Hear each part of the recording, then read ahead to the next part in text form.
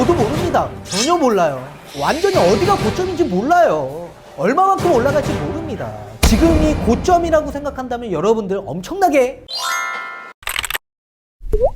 안녕하세요, 반갑습니다. 이경민의 부동산 하이킥의 이경민입니다. 이 서울 아파트 전세 사셨던 분들이 매매로 갈아타기를 할 경우에요, 약 4억 5천만 원 정도가 추가로 비용이 들어간다라고 합니다.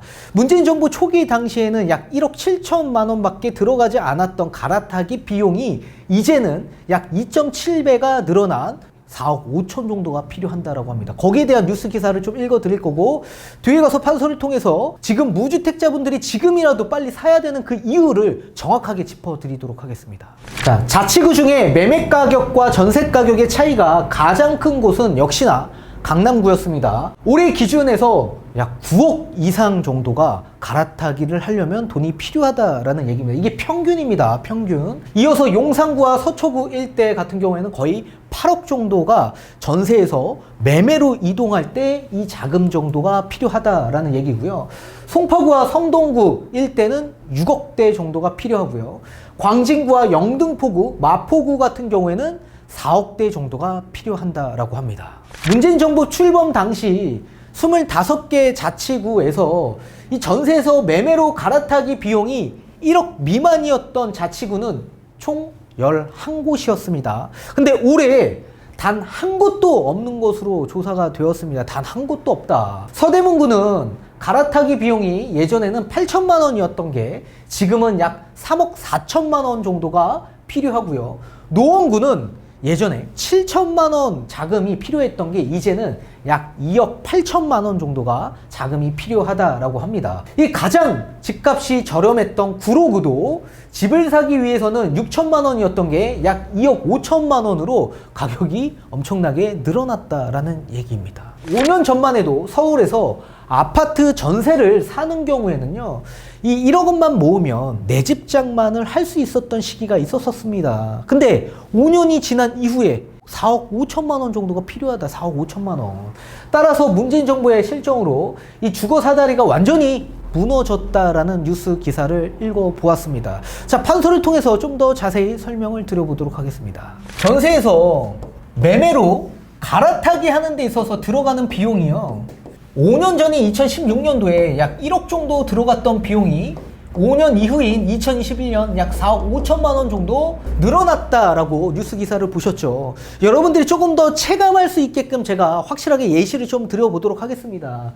자, 2016년 5년 전인 이 당시 강남 지역 일대 도곡동에 도곡 렉슬 아파트라는 아파트가 있죠. 지금 30억짜리 아파트입니다. 그 당시에 전세 금액이 10억 정도 했었죠. 근데 똑같은 시기에 2016년도에 잠실에 있는 아파트들, 뭐 엘스 아파트나 리센츠 이런 것들 아파트가 전부 다 10억이었어요. 근데 만약에 강남 10억짜리 전세 사셨던 세입자가 깨달아서 잠실에 있는 그냥 아파트에 약간 조금 입지를 바꿔서 매매를 전향했다면, 이 매매를 하셨다면 양도 차익은 지금 15억 정도가 발생이 되었을 겁니다. 지금 잠실 엘스 25억 정도 합니다. 30평대에. 만약에 이 당시에 깨달았다며, 이 당시에도 집 사면 안 된다는 얘기들이 엄청나게 많이 나왔던 시기예요.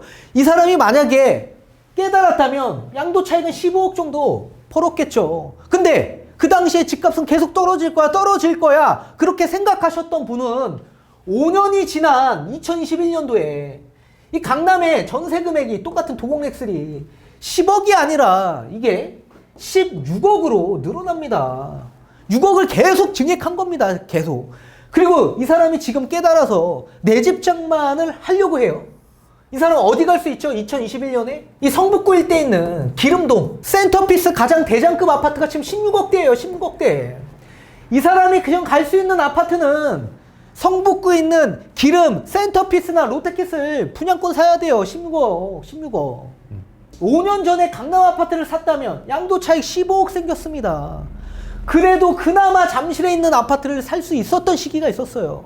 그런데 5년이 지난 이후에 이 전세 금액이 16억으로 늘어났고, 이 16억짜리 아파트를 매매로 전향하려면 기름동 일대에 있는 신축 아파트 갈 수밖에 없습니다. 그런데 만약에 이 16억에 대출이 있다면 대출이 있다면 이 사람 지금 15억이 넘어가면 기름, 뉴타운 가장 신축 아파트, 대장 아파트 살 수 있습니까? 대출이 껴져 있다면 못 갑니다. 못 가요. 16억 전체 현금이 써야 돼요.